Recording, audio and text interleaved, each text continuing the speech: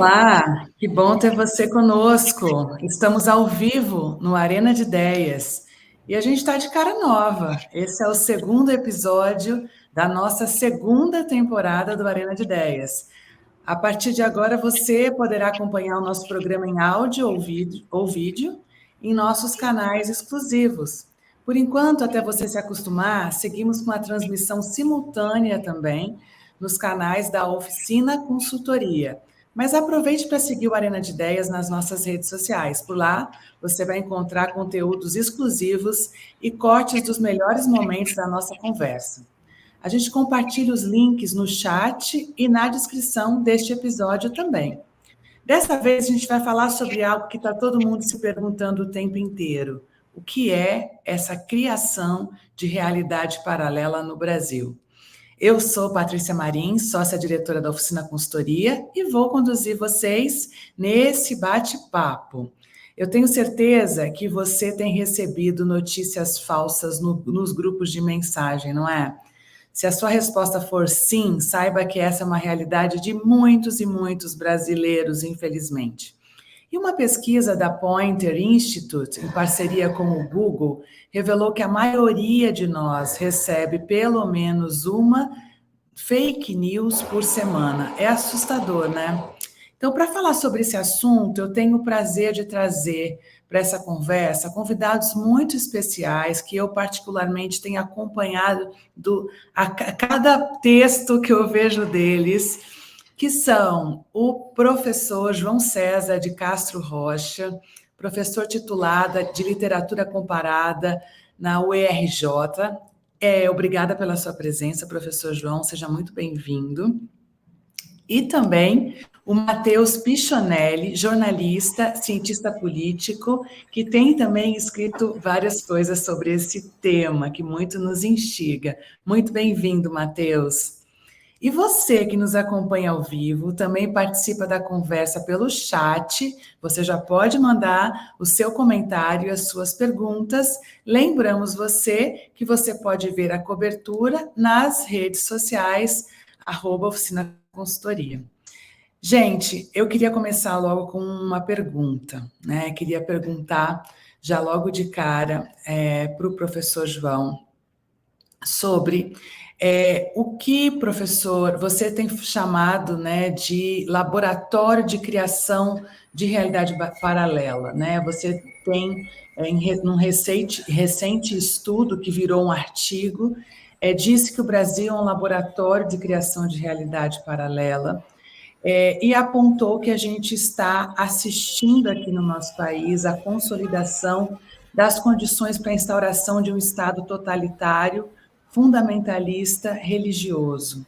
E eu queria que você pudesse nos contar um pouquinho o que essa consolidação, né, nos traz em termos de comparação com realidade paralela. Você poderia nos explicar para quem está aqui acompanhando e talvez não tenha tido ainda o prazer de ler o seu estudo ou os seus artigos? Bem-vindo mais uma vez. Tá bom, bom dia a todas e a todas que nos acompanham. Obrigado, Patrícia, pelo diálogo. Uma alegria conversar com o Matheus também, cujos textos do UOL eu sempre leio. Há inclusive um texto que nós vamos comentar aqui sobre as manifestações golpistas. Patrícia, eu não tenho a resposta, eu tenho apenas algumas ideias. Se eu tivesse a resposta, eu me tornaria um homem milionário. O fenômeno, ele é transnacional, esse é o primeiro ponto importante. A extrema-direita no mundo inteiro tem chegado ao poder, ao menos na primeira vez, através de eleições livres e democráticas. Isso quer dizer que a extrema-direita, ao contrário do que acontecia quando eu era jovem, a extrema-direita aprendeu a conquistar corações e mentes. Esse é um fenômeno novo das primeiras décadas do século XXI. Como isso ocorre? Essa é a grande pergunta que eu creio que é importante discutir. Eu creio que é possível propor a seguinte hipótese. As condições atuais dos meios de comunicação, sobretudo as redes sociais e o universo digital, criam uma situação tal na qual estamos o tempo todo conectados em todos os lugares. Essa interconexão permanente cria um novo estado subjetivo e uma nova percepção da realidade. Há um dado antropológico nessa onipresença das redes sociais que nós nem sempre paramos para pensar. Em outras palavras, nós começamos a viver a evidência de um bravo mundo novo, que é um mundo criado pela simultaneidade entre um fato que está acontecendo, ele é transmitido no mesmo instante que ele ainda ocorre, ou seja, em que ele não acabou, e essa transmissão engendra um conjunto de interpretações sobre um acontecimento que ainda está em curso. Mateus, isso torna o jornalismo praticamente impossível, porque exige o tempo todo uma resposta imediata, o chamado notícias da última hora. Notícias da última hora, em tese, não são notícia coisa alguma, porque não existe apuração, não existe decantação. Esse mundo da simultaneidade absoluta é um mundo novo, complexo, e a extrema-direita está chegando ao poder porque a extrema-direita decifrou a dinâmica deste mundo. Vou parar por aqui por enquanto, Patrícia, para não ocupar muito tempo. Mas o aproveitamento da dinâmica, das possibilidades e dos impasses desse mundo da simultaneidade entre ação, sua transmissão, sua interpretação, no instante mesmo em que o fato ainda não foi concluído, isso tem consequências tremendas e a extrema-direita soube entender e aproveitar. O que eu chamo de dissonância cognitiva coletiva, um laboratório para a realidade paralela, é uma forma de potencializar esse mundo novo. É muito interessante. Eu queria ouvir teu ponto de vista também, Matheus.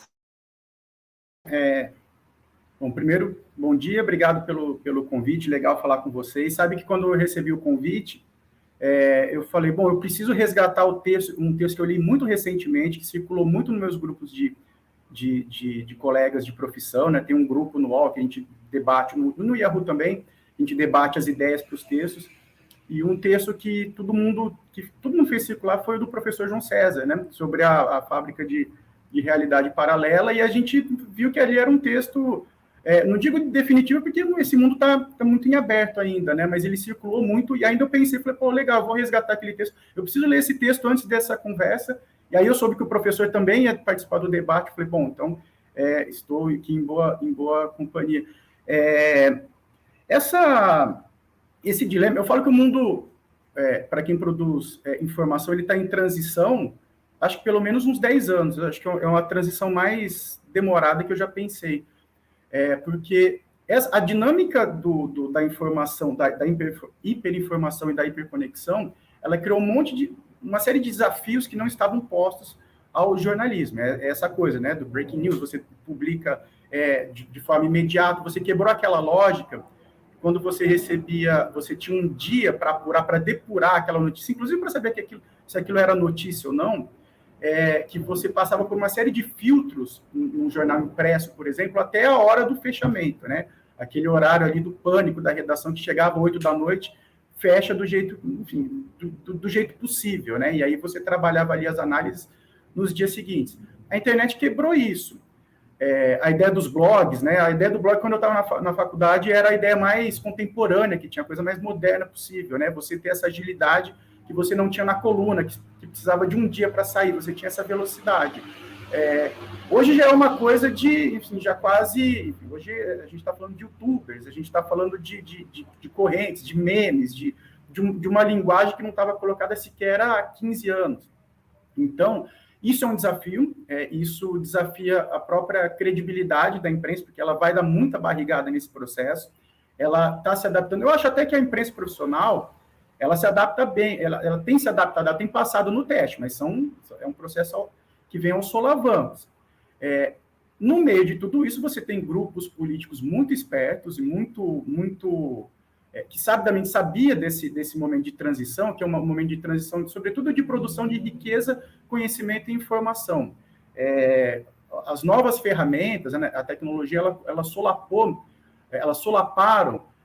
as formas as formas consagradas de produção de riqueza e conhecimento. Então, por exemplo, tem profissões, tem ofícios que entraram em decadência, entraram em extinção nesse processo. Isso cria um mal-estar, que é um mal-estar, quase um mal-estar na civilização, que é muito desse tempo, né, de um tempo de mudança de modelos de produção.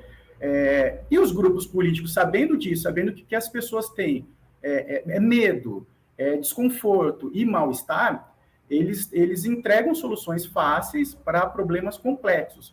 Os jornalistas, eles já estão, aliás, quem produz pensamento, conhecimento e informação já está suficientemente desafiado a entender esse tempo dinâmico, mais veloz, mais conectado e tudo mais.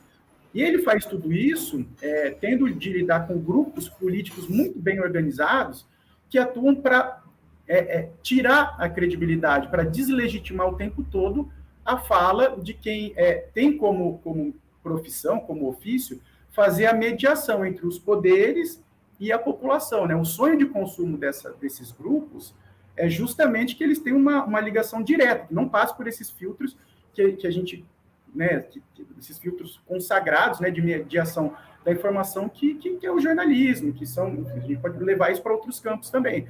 Mas o sonho deles, por exemplo, com Twitter, com redes sociais, o sonho, por exemplo, de um clube de futebol é poder falar diretamente com o seu torcedor sem o jornalista, sem o setorista, que ele só vai passar a informação do que acontece, do que interessa.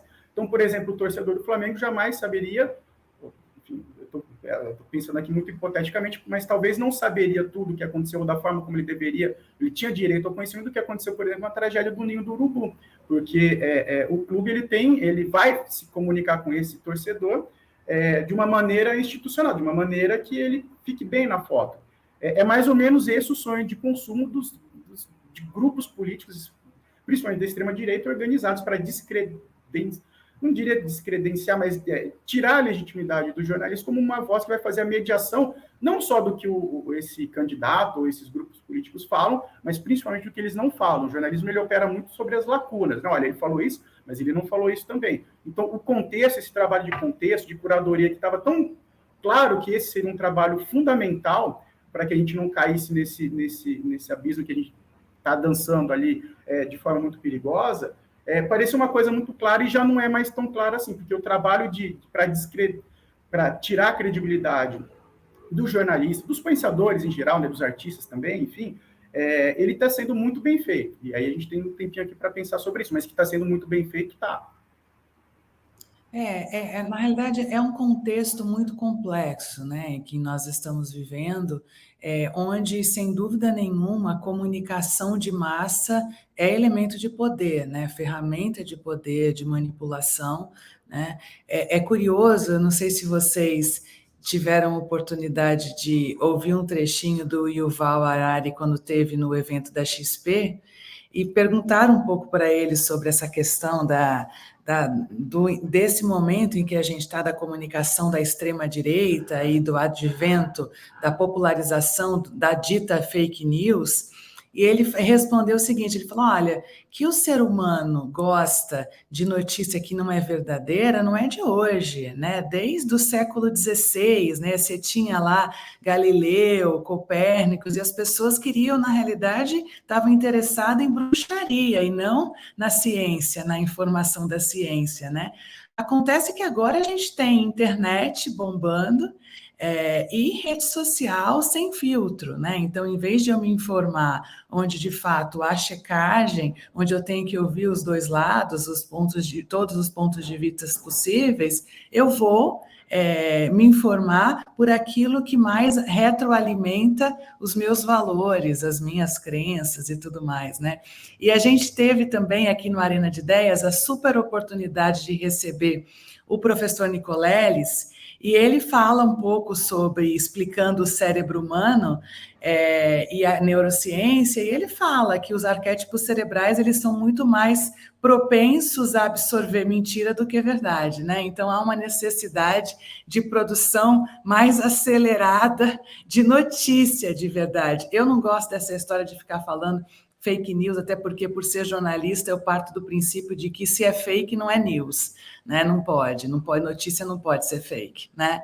Mas eu queria aproveitar vocês aqui para perguntar se vocês enxergam alguma maneira de desconstruir essa realidade paralela que a gente está inserido e ela foi instaurada no país, né? A gente vê aí pessoas ainda abraçando pneu, pessoas, né, abraçando muros de quartéis, ontem mesmo, aqui em Brasília, teve uma espécie de uma coletiva com os chamados patriotas e uma realidade assim sendo imposta com muita velocidade. O que a gente pode fazer para romper com isso? Professor João, eu sei que também é uma pergunta de $1 milhão, mas...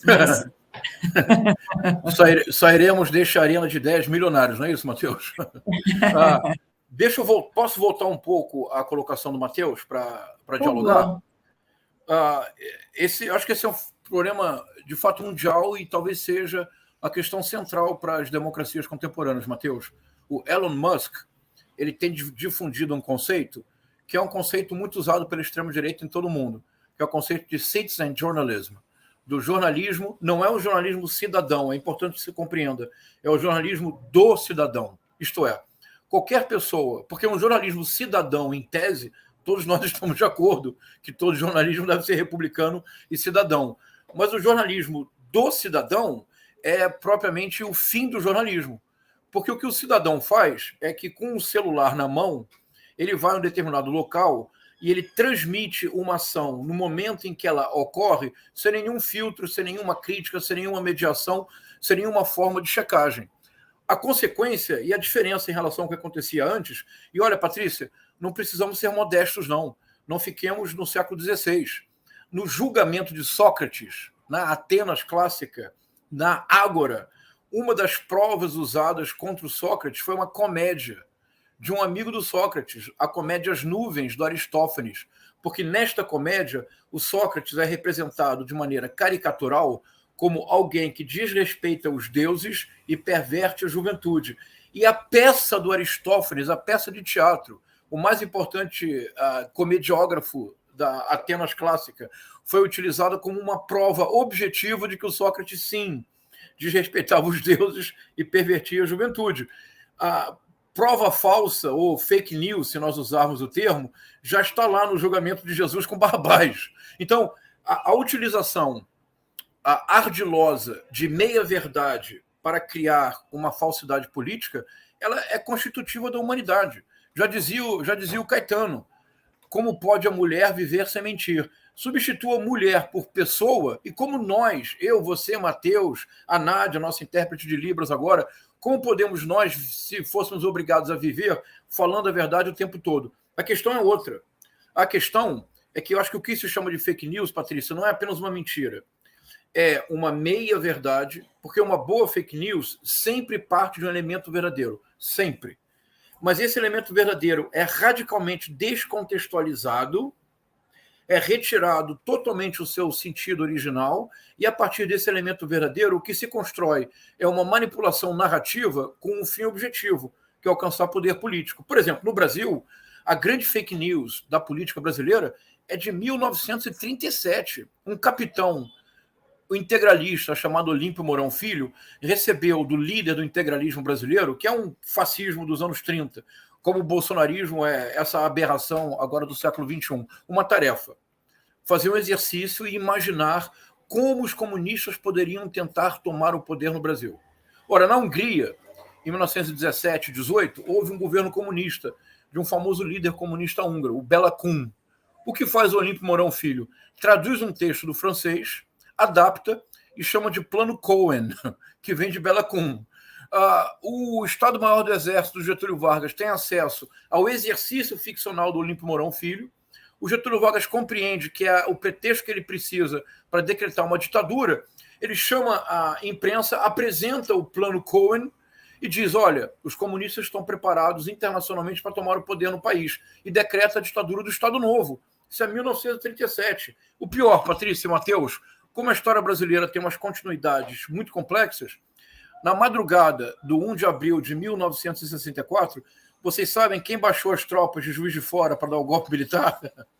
O mesmo homem, agora general, Olímpio Mourão Filho. Então, mas o problema de hoje, me parece, Patrícia, e aqui nós começamos a chegar na sua pergunta, é que as consequências hoje são múltiplas. No Plano Cohen, no julgamento de Sócrates, no Ecce Homo de Jesus, sempre havia um centro que irradiava a fake news, manipulava a narrativa. Com o jornalismo do cidadão, que eu vejo muitas pessoas traduzirem jornalismo cidadão, não é isto. Com o jornalismo do cidadão, esse jornalismo de alta performance, como diz lá o Oswaldo Eustáquio, o que acontece é que o que se perdeu o controle é da emissão. Hoje, ao mesmo tempo, há um conjunto não pequeno de canais de YouTube, onde nós estamos agora, Patrícia, porque, como parte da minha autoflagelação cotidiana, eu participo de vários canais bolsonaristas do WhatsApp, do Telegram, e eu mais ou menos mapeio os canais bolsonaristas do YouTube. Quer dizer, o meu lugar no céu está conquistado. O tempo todo, há sempre um cidadão produzindo jornalismo. 24 horas por dia, 7 dias por semana. O efeito disto é o que eu proponho chamar como algo inédito na história da humanidade. Porque fake news sempre houve, mas algo inédito. Eu chamo de midiosfera extremista. Vou ser bem sintético. É o seguinte, Patrícia e Matheus, vê o que vocês acham da ideia, que vocês são do métier. Para mim é só uma hipótese. Existe hoje um ecossistema de desinformação, que é um ecossistema deliberado, que produz conteúdo, sobretudo audiovisual, ou exclusivamente audiovisual, 24 horas por dia, 7 dias por semana, que produz uma narrativa polarizadora, cuja finalidade é sempre inventar inimigos imaginários que transferem para a política o alto nível de engajamento das redes sociais, despolitizando radicalmente a polis para chegar a um poder político autocrático. E há um acordo, que esse é o ponto sinistro. O acordo é o seguinte: se você é um bolsonarista, você se compromete a só se informar no interior da midiosfera extremista. O UOL é o UOL lixo. Globo é Globo lixo. Arena de Ideias é Arena de Ideias lixo. Folha de São Paulo é Foice de São Paulo. O Estado de São Paulo é um jornal trotskista, etc. Qual a consequência disso? Imaginemos no Brasil, há 4 anos, há dezenas de milhões de brasileiros que somente se informam pelos aplicativos Mano, TV e YouTube, pelas correntes de WhatsApp bolsonaristas, pelo circuito integrado altamente reacionário dos canais de YouTube e pelas próprias redes sociais. O efeito que isso produz, Patrícia e Matheus, eu proponho, ao longo de 4 anos de desinformação sistemática, é o que nós estamos vendo agora. Porque é muito importante compreender, eu vou terminar, Patrícia, é muito importante compreender, e que quero ver o que o Matheus acha. É muito importante que nós compreendamos que essas pessoas que estão diante dos quartéis não são estruturalmente fascistas. Elas estão, de fato, convencidas de que todos os absurdos que elas dizem, elas estão realmente convencidas de que é verdade. Aquele caso da senhora das antenas HAARP, eu sei que, na verdade, estas chuvas em Brasília foram enviadas pelas antenas HAARP.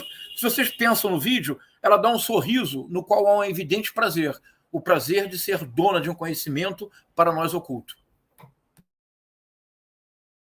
É bem profundo isso, e é curioso, e eu queria ouvir bastante o Matheus também, mas é curioso que as agências de checagem de fatos, elas estão justamente não avaliando o verdadeiro e falso, mas elas estão avaliando o impreciso, o exagerado, né? Porque é exatamente isso, eu parto de um princípio verdadeiro, e eu distorço, eu manipulo, eu acrescento, eu elimino, eu mudo o personagem, eu acrescento outros personagens, eu trago valores que são da minha bagagem própria ao fato, né? Então, e daí isso entra naquilo que a gente aprendia na escola do telefone sem fio, só que numa proporção gigantesca por meio do hub de conteúdo disseminando pelas redes sociais, né? É muito profundo.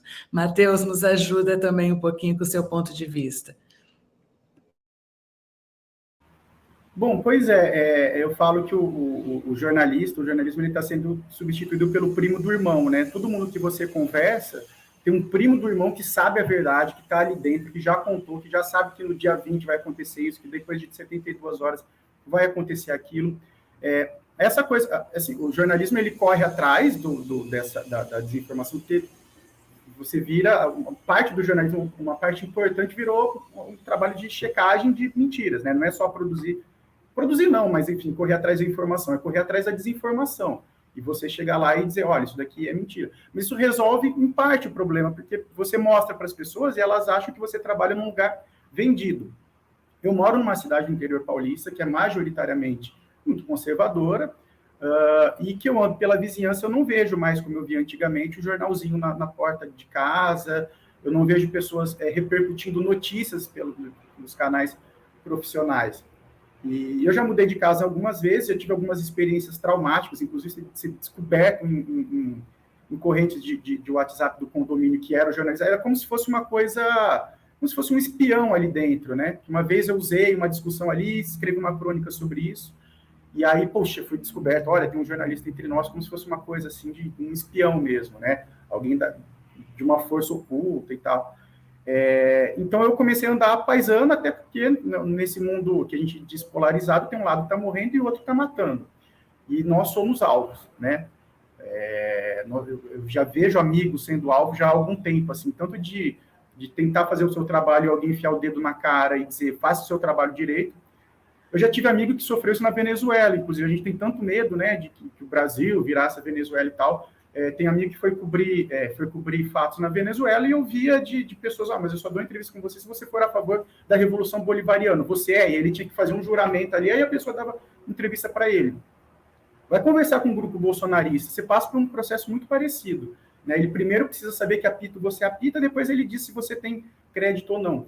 Então, por segurança, tem um filho pequeno, enfim, eu sou muito visado, né? Eu sou um repórter freelancer, eu não tenho todas as estruturas que, enfim, inclusive de problemas jurídicos, enfim, eu tomo alguns cuidados, então eu digo que eu ando a paisana, assim, então eu ando pelo bairro, eu jogo meu futebol e tal, e eu nunca mais eu disse qual a profissão eu tinha, e é curioso porque antigamente era até o contrário, assim, né? Eu chegava assim nos churrascos de família, o meu primeiro trabalho foi com esporte, né? E era aquela coisa, peraí, tem um jornalista aqui, ele conhece os jogadores, conta pra gente como é que é. Então, tinha uma curiosidade, assim, como se você fosse uma autoridade. Eu falei, não, o que eu vejo é o que vocês veem também pela TV, não é tanto assim, a gente não tem acesso, hoje em dia tudo é muito mediado por assessorias de imprensa e tal. Mas tinha uma coisa assim de, não, conta pra gente a verdade, né? Agora é o contrário, agora as pessoas querem me ensinar como é que eu devo fazer o meu trabalho, quando elas sabem com que eu trabalho. Então, agora, muito recentemente, assim,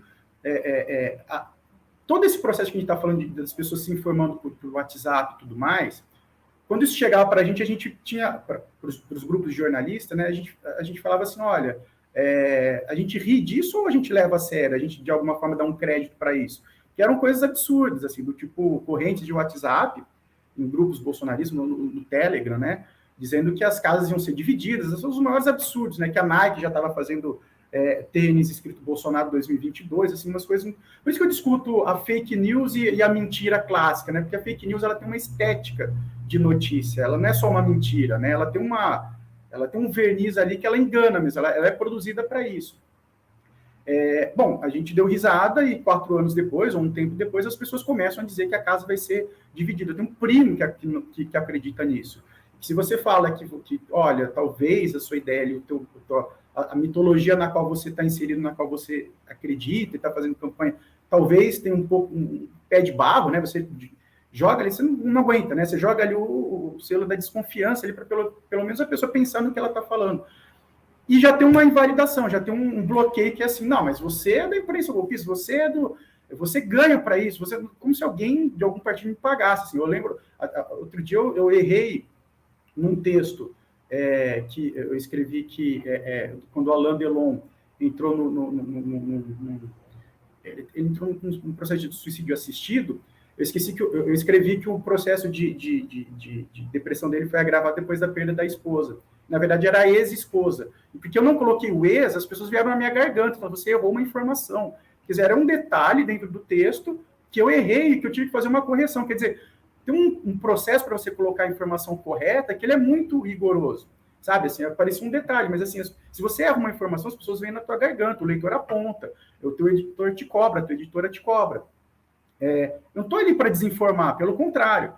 E, enfim, dei toda essa volta para dizer que, enfim, as pessoas, nesse processo de se alimentar por WhatsApp, elas se apaixonaram por política, porque a política, de repente, apareceu para elas como uma solução fácil para um problema complexo, que é o mal-estar dela diante de uma série de transformações econômicas e sociais, que a gente ainda está nesse processo, e com ele vem o desconforto. Então, já aconteceu, por exemplo, de eu assistir meu filho jogando bola, eu me queixar que era novembro e estava frio, e a pessoa colocou a palavra Lula na frase seguinte. Falei, esse frio está que nem um Lula, não quer ir embora, quando você acha que vai embora, volta. E aí virou a pregação. Aí ele encontrou uma abertura para falar sobre política, aí virou, você tem um minuto para ouvir a palavra da fraude nas urnas, e aí é como se fosse uma seita ali, porque eu fico sempre naquela, e aí eu fico quieto. Sabe o médico, quando ele está jogando bola? Eu uso muito a alegoria do futebol, né? Porque no nosso time ali tem de tudo. Então, sempre quando alguém passa mal, tem o lateral esquerdo sai e fala, peraí, eu sou médico, eu posso fazer alguma coisa por você e tal. Às vezes eu tenho vontade de fazer isso como jornalista. Calma, eu sou jornalista, o que você está falando, eu já escrevi sobre isso e é mentira. Isso daí você está sendo iludido, enganado, né? Mas tem sido assim, e agora, muito recentemente, fiz amizade com um vizinho aqui e tal. A gente se encontra e o nosso assunto em comum são os cachorros, né? Ele fala do cachorro dele, fala da minha cachorra e tal. A gente sai para andar com os cachorros mais ou menos no mesmo horário. E daí começou, na primeira brecha começou a pregação falando do Palmeiras. Ele falou, o Palmeiras não tinha sido campeão brasileiro ainda. Assim, o Palmeiras está que nem o Bolsonaro, só perde esse campeonato se for roubado. E começou a pregação, bum, bum, bum. Depois de meia hora, eu pensei assim, e aí, eu me arrisco, eu rasgo a fantasia aqui, digo, olha, tudo isso que você disse que você despreza, eu meio sou isso, assim. Porque ele já estava falando de se o Lula ganhasse, iam desmatar a Amazônia, mas já tinha todo um esquema para a Rede Globo e o Grupo Folha para dizer, para não noticiar, como noticiava no governo Bolsonaro, só para prejudicar o Bolsonaro. E aí eu me abri e falei, olha, desculpa, mas você está me ofendendo. E aí a conversa foi para um outro lado. No fim, a gente até se entendeu, mas as pessoas estão nessa de querer ensinar mais ou menos como é o teu trabalho, como ele deveria ser, né? Porque o teu trabalho, de alguma forma, tira o conforto dele, que é o conforto da certeza e do viés de confirmação que ele recebe o tempo todo pelas redes sociais. E a gente está falando, no fundo, de uma grande crise de confiança que existe na sociedade em relação às instituições. Se a gente for ver o que as pesquisas, os índices de confiança nos apontam, nos últimos 5 anos, em primeiro lugar, os grupos de família e os grupos de amigos. Né? Há uma inversão total do papel das fontes de informação verdadeiras, né, ou checadas, para essa questão de grupos daquelas pessoas que retroalimentam os seus vieses. Né? Então, é uma crise de confiança que a gente tem por trás de tudo isso e que coloca em xeque valores, né, e instituições que a gente tinha até então como instituições que nos ajudavam a olhar além, né? Tem algumas perguntas que a gente está recebendo aqui para vocês. Eu vou começar pela pergunta da Denise Mello, que ela diz, com esse abandono de 50% da população das mídias tradicionais, há uma pressão ainda maior para o jornalismo se reinventar. A gente tem visto vários métodos de reinvenção do jornalismo, né? Seja o slow journalism, o citizen journalism, como o professor João citou, né? A gente tem visto também métodos muito dirigidos de além de bolhas por meio das newsletters específicas em cima de nichos de interesse, né? Mas eu queria te perguntar aí, se você puder responder de uma forma mais objetiva para a gente conseguir fazer todas as perguntas aqui, Matheus. Na sua visão aí como jornalista, né? O que é possível fazer ainda para se reinventar dentro dessa necessidade de resgate da confiança que se teve? Eu entendo que a pandemia, de uma certa maneira, ajudou, porque as pessoas precisavam buscar informações de fontes oficiais, né? A gente viu, inclusive, um incremento do acesso dos sites oficiais, né? Mas, ainda assim, a gente vê essa realidade paralela. Então, o que é possível fazer ainda para essa reinvenção do jornalismo na busca do resgate da confiança? Um princípio de resposta, desculpa, eu já tinha começado a falar aqui, um princípio de resposta é justamente não cair nessa de reinvenção, porque você se reinventa, a hora que você vê, você deixa de fazer jornalismo. Eu sou a favor de você se adaptar à velocidade das coisas, às novas referências, novas tecnologias, ouvir outros pontos. Inclusive, eu era um grande entusiasta, quando o Facebook ainda era a grande ágora da discussão, eu era muito entusiasta da ideia de que pessoas que não estavam no radar dos grandes jornais, né, eu gosto muito da página 2 da Folha, né, são pessoas que jamais escreveriam ali naquele cantinho da página 2, que era o cantinho nobre, elas escreviam o seu texto no Facebook, algumas ideias eram tão interessantes que aquilo viralizava, e aquelas pessoas se tornavam referências também na produção de pensamento. Geralmente eram minorias, grupos sociais minoritários que não tinham voz ali nos jornais, e os jornais, opa, peraí, a gente precisa se abrir para isso. Stephanie Ribeiro é um exemplo, por exemplo, alguém que eu comecei a ler pelo Facebook, e hoje ela escreve na grande imprensa e tudo mais. Virou uma colunista, né, uma voz que as pessoas ouvem. Mas já ouviam ali no Facebook, então eu era um grande entusiasta. A grande contradição é que a discussão que a gente sempre teve sobre a concentração econômica de poderes na grande imprensa na mão de meia dúzia de famílias, né, e que a democratização desses meios ia ser um processo que a democratização política acompanharia de alguma forma, o resultado hoje é o contrário, né? Quanto mais as pessoas, o acesso à informação virou o acesso à desinformação, porque em algum momento da história a coisa tomou um outro caminho. Então, acho que essa coisa de se reinventar como linguagem, olha que você vê que você está fazendo outra coisa. Hoje tem muita coisa, a gente está num contexto de economia de atenção, as pessoas têm cada vez menos tempo para ler textos com profundidade e tal. Eu ainda sou muito fã, por exemplo, da Piauí. Tem pouca foto, pouca imagem, muito texto. Assim. Meu domingo ideal é um domingo que eu estou na rede lendo a revista Piauí. Assim, eu indico para todo mundo. Que é quando você vai ter uma informação de fôlego mesmo. Assim. E era bom que as pessoas reconquistassem isso, assim, tivessem novamente o prazer de ler. Assim. Porque só o meme, só a corrente, só os 140 caracteres não vai encher a barriga. Assim. Tem atalhos ao conhecimento. Falsos atalhos ao conhecimento, aquilo não é conhecimento, porque daqui a pouco a gente vai falar assim, como é que a literatura vai se reinventar, ela vai fazer o quê? Ela vai produzir, sei lá, haikais?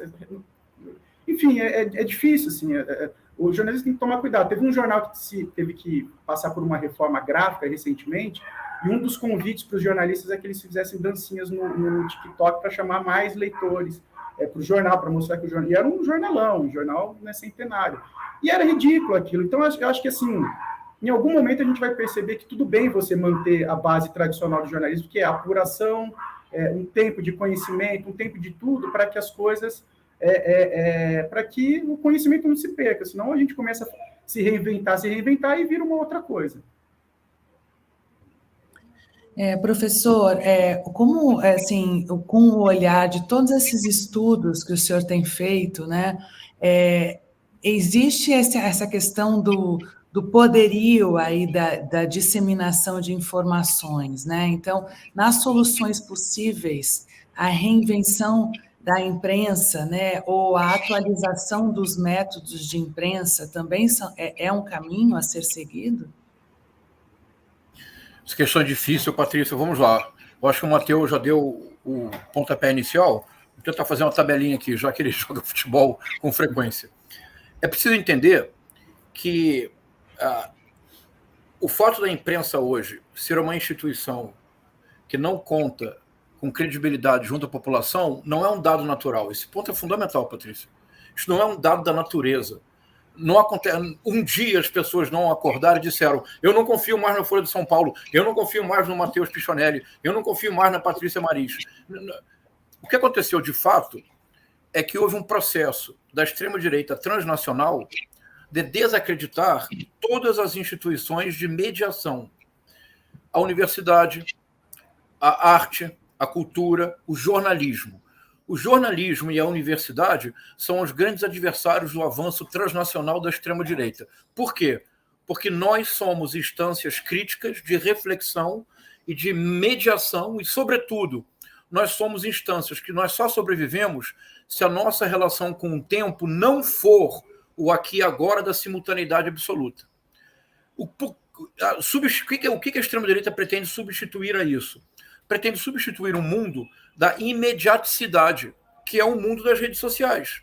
Então, em lugar de ter uma notícia que é checada com 3, 4 fontes, sobre a qual se escreve um texto, esse texto passa por um checador de fontes dentro do UOL ou dentro da Folha de São Paulo, o editor lê e pode dizer, peraí, Matheus, você tem certeza que você quer escrever essa frase aqui? Essa frase está muito dura. Você tem certeza que é isso que você quer dizer? O Matheus para, toma um café, revê a frase, melhora, o texto é publicado. No mundo ideal da extrema-direita, do que se trata é de uma relação imediata entre todas as coisas. O autoritarismo, o totalitarismo é uma relação imediata. Por isso eles não querem Congresso, eles não querem Senado, eles não querem leis. Só o que eles querem é derrubar a mata, notícia imediata. É sempre nesse caráter. Há um documentário que eu acho que é muito útil, Patrícia, para todos e todas que estão nos vendo agora assistirem. Encontra-se no YouTube. É A Lavagem Cerebral do Meu Pai, The Brainwashing of My Dad. É um documentário de 2015 que é dividido em dois eixos narrativos. De um lado, uma pessoa adorável, generosa, carinhosa, que se torna um verdadeiro monstro. Ele se torna um bolsonarista. E, em boa medida, isso acontece porque ele é submetido a uma dieta de desinformação com programas como Rush Limbaugh, nota ao pé de página, afinal de contas eu sou professor, não é, Patrícia? Nota ao pé de página, o grande inspirador do Olavo de Carvalho para o programa de rádio que ele fazia na internet era o Rush Limbaugh. Bom, o que acontece? Esse é um eixo narrativo, muito tocante e comovente. Há um outro eixo narrativo que para nós é fundamental.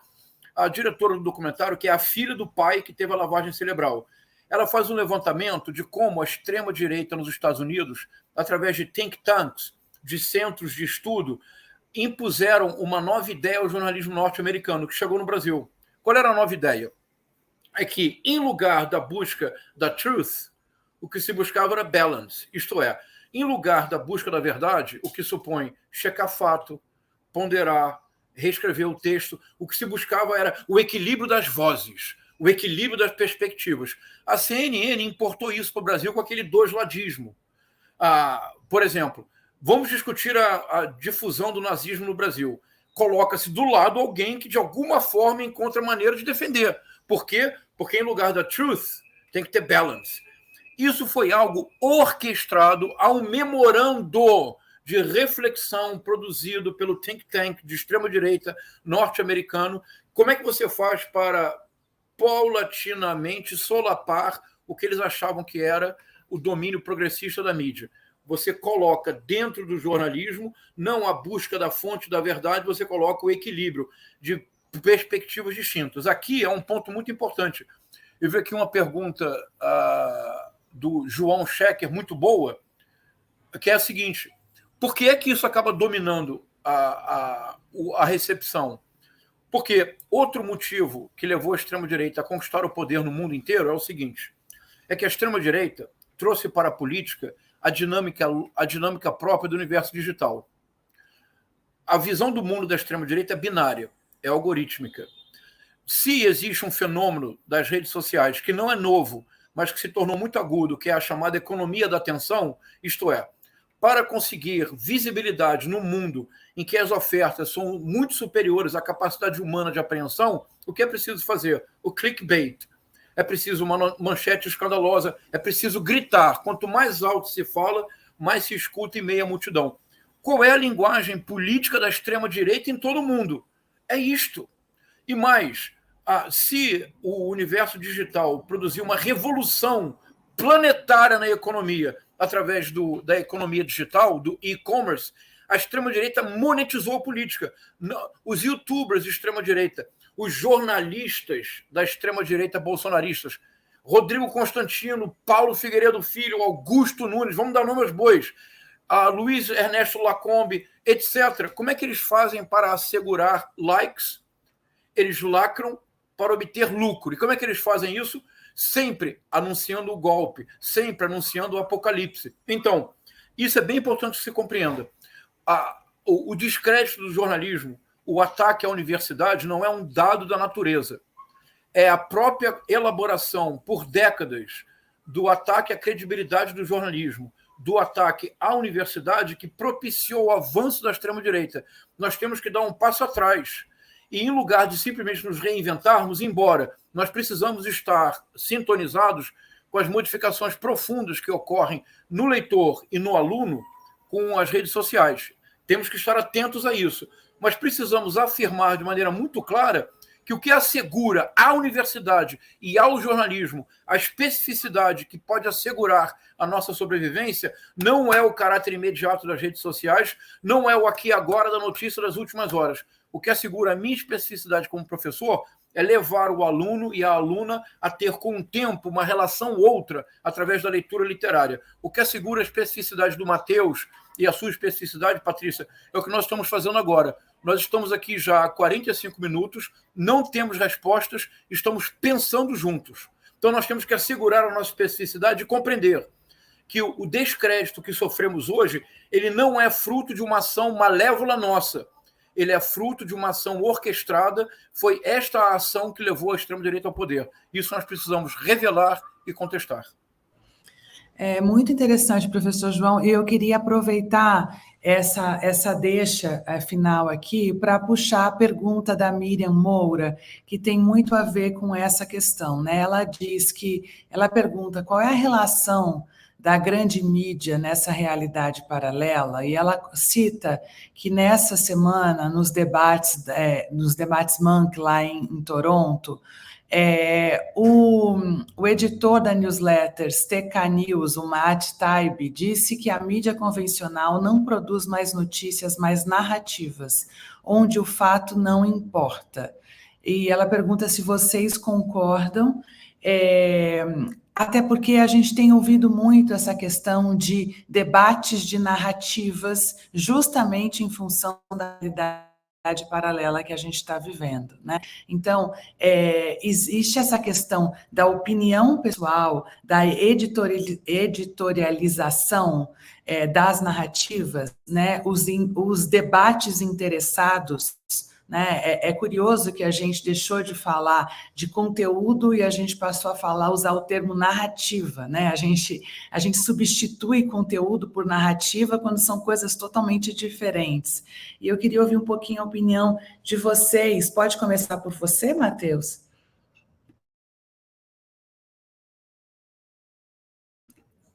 Você está no mudo.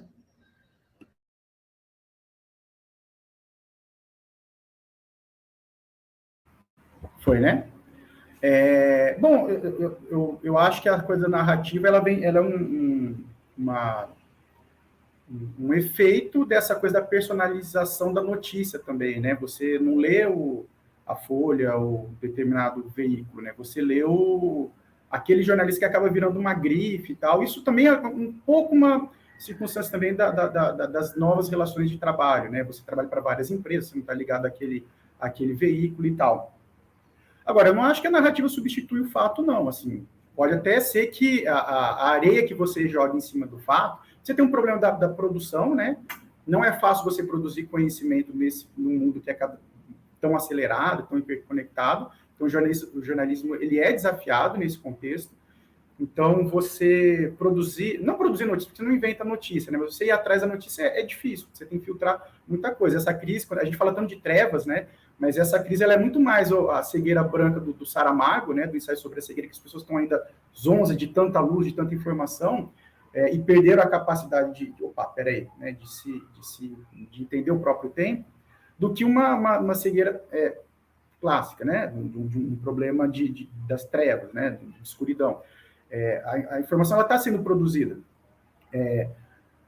A gente tem, nesse ano mesmo, exemplos de aulas de jornalismo, de jornalista que foi direto na notícia e produziu, assim, reportagens de referência. Vou citar, por exemplo, o exemplo de quem descobriu o orçamento secreto, o Estadão. Olha só, o Estadão foi lá e fez o básico. Olha só, o que é isso? O que é SRP9? O que é a emenda de relator? O que é isso? Vamos ver o que está acontecendo aqui. Opa, peraí, então quer dizer que tem um acordo entre a Casa Civil, a Secretaria de Governo e o Congresso para que os parlamentares conseguissem transferir Isso é notícia pura. Isso não é nada de narrativa. Não tem nada de narrativa. Tem uma informação ali que você pode criar uma compreensão sobre aquilo ou não. Eu até acho que as pessoas compreenderam um pouco. E aí a gente tem um problema de produção, estou colocando produção entre aspas, porque é isso, assim, você vai atrás da notícia, mas você não produz, senão vira uma outra coisa. E de distribuição desse conteúdo. Se alguém está pisando na mangueira dessa distribuição, e eu acho que está fazendo bem feito, aí já é um outro problema. Mas que as pessoas estão fazendo jornalismo clássico, sabe, indo lá. Dali a pouco, a Piauí foi até as cidades que estavam sendo hiperbeneficiadas. Eu digo hiperbeneficiadas porque tinha um desequilíbrio ali pelos recursos do orçamento secreto e fazendo matemáticas assim muito simples. Não, olha, um município de 15 mil habitantes, aqui no interior do Maranhão, eles colocaram 17 mil dentaduras na sua população, tem uma conta que não fecha. Isso é jornalismo puro. Ele ficou um mês ali naquelas cidades percorrendo, ele viu que a situação da saúde não tinha evoluído nada em relação ao antes e depois do orçamento secreto, então ele mostrou que tinha, para algum lugar esse dinheiro estava indo e estava sendo jorrado por meio de prestações de contas mal feitas, de possíveis fraudes. Se as autoridades não tomaram as medidas até agora, o Ministério Público e tudo mais, aí é um outro problema, mas que o jornalismo fez a sua função básica, o arroz, feijão e o que a gente chama aqui no interior o arroz, feijão e, enfim. Porque tem um outro problema no mundo, mas que o jornalismo fez a sua função, ele fez.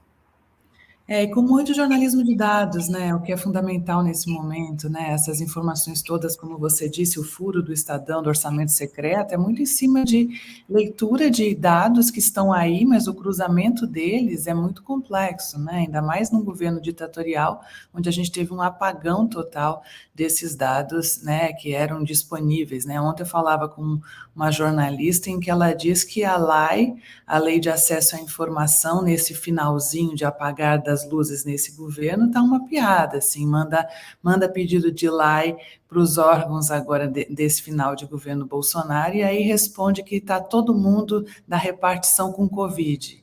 É a resposta oficial do Ministério X. Mas, enfim, eu queria também provocar aqui um pouquinho vocês em relação a essa questão dos grupos de família, né? E também do convívio em sociedade. A gente, todo mundo, acho que todo brasileiro quer, de fato, poder fazer com que o nosso país cresça e se desenvolva, independente da matiz ideológica que a gente siga, né? Mas é de fato muito difícil dialogar com pessoas que vivem nessa realidade paralela e que nós descobrimos isso recentemente, né? Como é que a gente faz, na opinião de vocês, né? Para que quais são as dicas de como trazer de volta essas pessoas queridas que estão super alienadas, estão vivendo nesse universo paralelo, né? Eu acho que todo mundo está trocando dicas de como fazer isso, né? E como disse o professor, a gente não tem respostas, mas a gente está aqui fazendo um grande toró de ideias no Arena de Ideias, né? Para que a gente consiga encontrar caminhos. E aí, como considerações finais de vocês, a gente está no finalzinho do Arena de Ideias, que dicas que vocês testaram, deram certo, ou que vocês acham que pode dar certo nesse momento, em que a gente sabe que a gente tem pelo menos 50-50, né? Nós estamos no Brasil 50-50. Como é que a gente faz para dialogar com essas pessoas, principalmente aquelas que a gente considerava próximas, né? O Matheus citou primo, a gente tem parentes muito próximos também. Professores, faz parte dos seus estudos também? Patrícia, de novo, essa é a questão. Recordar duas coisas rapidamente. Na Grécia clássica, em que pela primeira vez a palavra teve poder deliberativo na ágora, e nós usamos sempre a metáfora da ágora. Embora a democracia grega era outra coisa, porque só participava homem, proprietário de escravo ou de terra. As mulheres nem podiam chegar na ágora, não podiam atuar no teatro e nem estar na plateia. Mas era o modelo da democracia grega, em que a palavra tinha poder deliberativo. Estabeleceu-se na Grécia um princípio. Na ágora, a palavra com poder deliberativo só podia ser aplicada a fatos. O rumor, que faz parte da vida. não haveria corrente de WhatsApp sem fofoca, de acordo? Que é o rumor. Nenhum de nós viverá sem rumor e sem fofoca, claro. Mas para a decisão da coisa pública, para os destinos da polis, é fato. Não pode ter rumor. Ponto. Há um jornalista brasileiro que eu considero um dos mais importantes pensadores do Brasil contemporâneo, que é o Eugênio Butti. E ele tem um pequeno livro indispensável para essa discussão, que é uma pergunta. Há democracia sem verdade factual? A resposta é não. Eu acho, então, Patrícia e Matheus, que há duas estratégias. Há uma estratégia de médio e longo prazo, para a qual eu estou absolutamente disposto a colaborar. Eu estou absolutamente disposto a dialogar com os bolsonaristas, não com aqueles que creem que Carlos Alberto Brilhante Ustra é herói, não com aqueles que são racistas, são homofóbicos, são misóginos. Com esse núcleo pequeno de bolsonaristas, não há diálogo possível. É apenas preciso esperar que a lei haja. Com os outros que estão iludidos por esse sistema de midiosfera extremista, eu estou disposto a colaborar. Eu vou abrir ano que vem, a Patrícia e Matheus, um clube de leitura na internet totalmente gratuito. Não quero cobrar nada de ninguém. E vai ser permanente. Vou passar anos fazendo esse clube de leitura. E vou começar lendo narrativas pequenas. Contos, crônicas e poemas. A ideia é que nós precisamos difundir ao máximo, a longo prazo neste país, a leitura literária. Porque num país de leitores de Clarice Lispector, de Machado de Assis, de Nérida Pinhon, de Inácio Loyola Brandão, num país de leitores literários, Bolsonaro algum jamais teria chegado ao poder. Mas este, Patrícia, é um projeto de médio e longo prazo. Isso vai levar pelo menos uma década. E eu estou disposto, repito, podem me cancelar o quanto quiserem. Eu estou disposto a conversar e a dialogar e a abraçar os bolsonaristas que estão diante dos quartéis iludidos, não aqueles que celebram Ustra, etc, etc. Agora, de imediato, Patrícia e Matheus, eu tenho uma proposta que não é tão generosa, é bem mais severa e é bem mais radical. Nós precisamos entender que o mundo mudou, que já existe hoje uma geração que cresce bilíngue. Ela cresce tendo português como língua materna e ela tem uma alfabetização digital. São pessoas bilíngues que chegam na minha universidade e que são capazes, em 15 minutos, de obter no Google informações que eu levaria um ano para conseguir. Então, nós precisamos compreender que o mundo mudou. As instituições precisam se adaptar a este novo mundo. Ou seja, é preciso responsabilizar criminalmente pessoas que, desde o exterior, incitam a golpe de Estado. É preciso responsabilizar criminalmente deputados e senadores que, sendo eleitos por uma urna eletrônica, questionam a urna e pedem intervenção militar. É preciso punir criminalmente empresário que financia golpe de Estado. Nós precisamos compreender que liberdade de expressão não quer dizer expressão sem limites para retirar a liberdade dos outros. Então, a estratégia, Patrícia, como hipótese, é dupla. Investir no médio e longo prazo na educação e na cultura, de maneira mais generosa e inclusiva possível, de imediato, porque há um propósito concreto de dar um golpe de Estado, não nos enganemos. De imediato, as instituições precisam seguir o exemplo do ministro Alexandre de Moraes, precisam compreender que o mundo mudou. É bem sintomático que o ministro Alexandre de Moraes sempre dê 24 horas para as denúncias fraudulentas.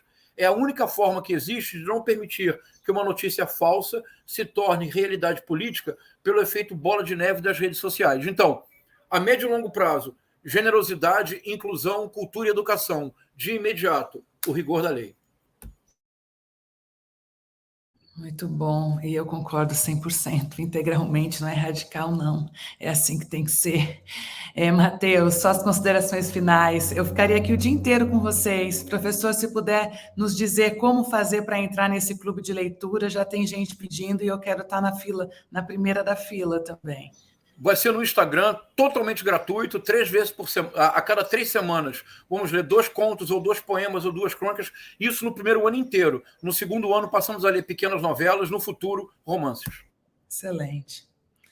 Matheus, com você. Bom, como jornalista que trabalha com opinião, o que eu posso fazer é cobrar cada vez mais as autoridades para que tomem medidas criminais, como o professor falou, sobre irresponsabilidades que beiram ali, que ultrapassam, né, a linha da criminalidade. A gente lembra que, por exemplo, teve deputado e deputada na época eu falo na época da pandemia como se tivesse acabado, né, mas no auge da pandemia, que falava, usava canal oficial para dizer que tinha gente que morria trocando pneu, porque o pneu estourou na cara e aquilo era contabilizado como morte por Covid para prejudicar o governo. Quer dizer, é de uma irresponsabilidade criminosa, e essa pessoa não só não foi presa, como se sentiu autorizada a perseguir um eleitor com arma na mão na véspera de uma eleição. É isso. Assim. Então, o meu papel é cobrar porque essa pessoa ainda está solta, né? Porque ela é uma criminosa. E eu posso, como nos textos de opinião, o que eu me proponho é ser menos sarcástico, porque é meio natural que a gente ria de algumas coisas, tipo, as pessoas estão pedindo intervenção militar para extraterrestre, estão indo para pneu, e às vezes o deboche ali é uma arma que não funciona tanto. Assim. Eu preciso ser menos generalista, eu preciso falar sobre grupos específicos, nem todos têm inclinações neonazistas, deixar isso sempre bem claro para que o meu trabalho não seja prejudicado.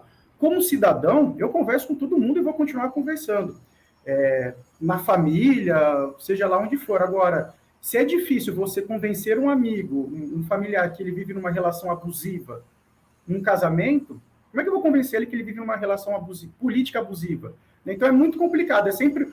O jornalista, ele é meio jornalista full-time, né? Ele não tem muito direito de ir para um aniversário de criança e não exercer a profissão, porque ele está o tempo todo recebendo informação e tendo que de alguma forma, mediar aquela conversa ali para que ela não vire qualquer coisa.